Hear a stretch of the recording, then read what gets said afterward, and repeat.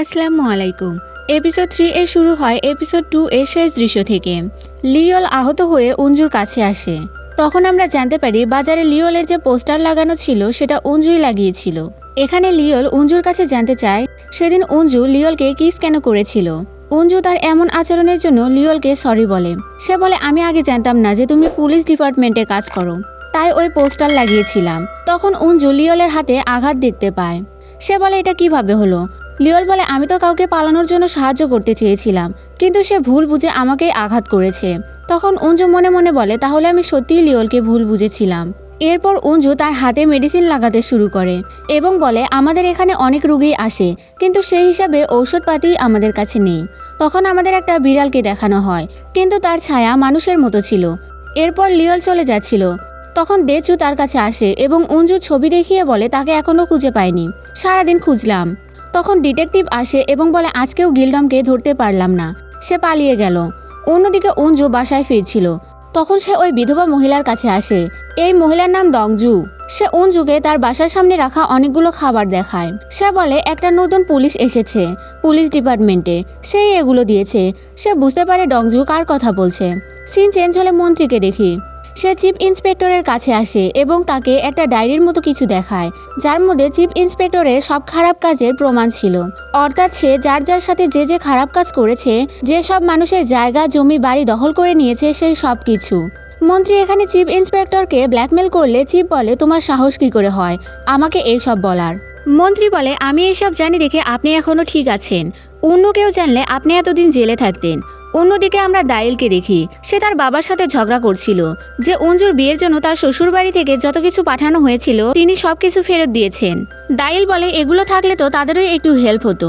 অঞ্জুর যেতে যেতে যদি তাদের কাছে কিছু দিয়ে যায় তাহলে এতে সমস্যা কি। অন্যদিকে আমরা জাইকে দেখি। সে তার এক্সামে পাশ হয়ে গেছে, এটা তার ভাই সঞ্জে জেনে অনেক খুশি হয়।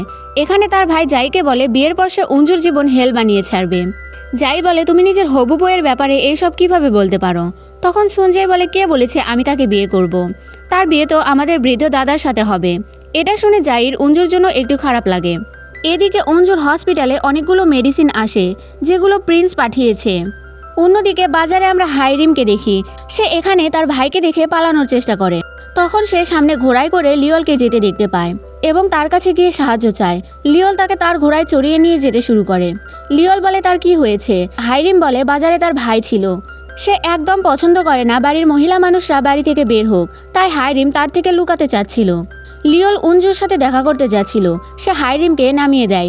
যদিও তাদের আগেও দেখা হয়েছিল, কিন্তু তাও লিওল হাইরিমকে চিনতে পারে না। এদিকে অঞ্জু একটা মহিলা পেশেন্টকে ঠিক করার চেষ্টা করে। লিওল এসে তাকে সাহায্য করে। মহিলাটিকে চিকিৎসা দেওয়ার সময় অঞ্জুর হাতে সে আঘাত করে। এটা দেখে লিওল তার হাতে কাপড় বেঁধে দেয়। সিন চেঞ্জ হলে চিপকে দেখি। সে মন্ত্রীর ওপর অনেক বেশি রেগেছিল আর ওই ডায়েরি আগুনে ফেলে দেয়। তখন ডংজু তার ঘর পরিষ্কার করতে আসে এবং ওই ডায়েরি পায়। সে বুঝতে পারে না এর মধ্যে কি আছে, তাই সে ডায়েরিটা তার সাথে নিয়ে যায়। এরপর অঞ্জুর সাথে একজন ডক্টর লিওলকে দেখে বলে এটা কে, এ একদম ভালো ছেলে নয়, একে আমি এখনই বাজারে একটা মেয়ের সাথে দেখেছি, এখন সে তোমার সাথে কি করছে। লিওল তাকে বোঝানোর চেষ্টা করে যে সে যেমনটা ভাবছে তেমনটা নয়। অঞ্জু বলে সে পুলিশ ডিপার্টমেন্টে কাজ করে। বাইরে এসে দেচু রাগ হতে থাকে আর বলে আমি এখনই গিয়ে বলছি যে আপনিই প্রিন্স, কিন্তু লিওল তাকে এমনটা বলতে মানা করে। অন্যদিকে আমরা দেখি কিংলি ওর শরীর অনেক বেশি খারাপ। এদিকে অঞ্জু ডংজুর কাছে আসলে চিপের সেই ডায়েরি দেখতে পায়। এটা পড়লে সে সবকিছু বুঝতে পারে যে চিপ কত খারাপ একজন মানুষ। এরপর রাতের সিন দেখি। অঞ্জু গিলডম সেজে লিওলের কাছে আসে এবং তাকে সেই ডায়েরি দেয়। লিওল এটা পড়ে অঞ্জুকে এইসব থেকে দূরে থাকতে বলে এবং বলে সেও এই ব্যাপারে কিছু করবে না। তখন অঞ্জু চলে যায়। এদিকে অঞ্জু তীরের সাথে একটা লেটার ছিল, এটা দেচু লিওলকে দেখায়। এটা পরে লিওলের মত বদলে যায় এবং সে চিপের বিরুদ্ধে অ্যাকশন নেওয়ার কথা ভাবে। সে এসে এটা তার বড় ভাই অর্থাৎ কিংকেও দেখায়। লিওল বাহিরে আসলে কুইন তাকে বলে তুমি কিং এর সাথে কেন দেখা করতে গিয়েছিলে। অর্থাৎ লিওল এবং তার ভাইয়ের মধ্যে খুব একটা কথাবার্তা হয় না। সিন চেঞ্জ হলে দেখি বাজারে একটা নোটিশ লাগানো হয়েছে। সবাই অঞ্জুকে ডেকে এনে জানতে চায় এখানে কি লেখা আছে। অঞ্জু পরে জানতে পারে চিফ ইন্সপেক্টরকে অ্যারেস্ট করা হয়েছে তার সকল খারাপ কাজের জন্য, আর সে যাদের যাদের জমি দখল করে নিয়েছিল সেগুলোও সবাইকে ফিরিয়ে দেওয়া হয়। সবাই অনেক বেশি খুশি হয়ে যায়। এরপর আমরা চিপকে দেখি। সে মন্ত্রীকে দোষারোপ করছিল, তার জন্যই সে এখন জেলে। মন্ত্রী বলে আমি এসব করিনি, বরং আপনার ডায়েরি প্রিন্স কিংকে দিয়েছে। বাইরে এসে মন্ত্রী ভাবছিল এই ডায়েরি প্রিন্স কিভাবে পেল আর কোথায় পেল। সে সঞ্জয়কে এটার খোঁজ লাগাতে বলে। অন্যদিকে আমরা দেখি অঞ্জুর কাছে জাই আসে। অঞ্জু সেদিনের ব্যবহারের জন্য জাইয়ের কাছে মাপ চায়। এখানে জাইয়ের কথায় অঞ্জু জানতে পারে তার বিয়ের জন্য তার শ্বশুরবাড়ি থেকে যেগুলো পাঠানো হয়েছিল তার বাবা সেগুলো ফিরিয়ে দিয়েছে। এখানে জাই অঞ্জুকে বলে এই বিয়ে ভেঙে দাও, আমাদের বাসায় বিয়ে করো না। অঞ্জু দৌড়ে বাসায় এসে তার বাবা মিনসিককে ডাকতে থাকে। তার মা তাকে থামায়। অঞ্জু বলে ওইগুলো ফিরিয়ে দেওয়ার কি দরকার ছিল, ওইগুলো তো তোমাদের কাজে আসতো। তার মা তাকে বলে আমাদের ওগুলোর দরকার নেই। এরপর আমরা রাতের সিন দেখি। অঞ্জু মন খারাপ করে হসপিটালের ছাদে বসেছিল। লিওল খুঁজতে খুঁজতে তার কাছে আসে। তারা বসে কথা বলছিল। অঞ্জু বলে আমার রাতের আকাশ অনেক বেশি ভালো লাগে। সে লিওলকে বলে এত রাতে তুমি এখানে কি করছো। লিওল বাহানা দিয়ে বলে তোমার হাতে যে কাপড় বেঁধে দিয়েছিলাম সেটা ফিরিয়ে নিতে এসেছি। অঞ্জু বলে ওইটা তো আমার বাসায় আছে, চলো আমার সাথে বাসায়, আমি তোমাকে সেখানে গিয়ে দিয়ে দিব। এখানে লিওল বলে আমি তোমাকে কিছু জিজ্ঞাসা করতে চাই। অঞ্জু বলে কি বলবে বলো। লিওল বলে তুমি কি কাউকে পছন্দ করো। অঞ্জু বলে এটা জেনে তুমি কি করবে। অন্যদিকে দেখি পরীক্ষায় পাশ করার খুশিতে জাই তার বন্ধুদের সাথে ড্রিঙ্ক করছিল।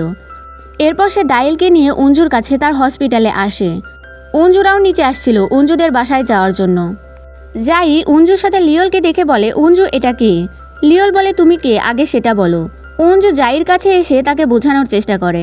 তখন জাই বলে তুমি একটা ছেলের সাথে কি করছো। আমি কি তাকে বলে দিব আমার দাদার সাথে তোমার বিয়ে ঠিক হয়েছে।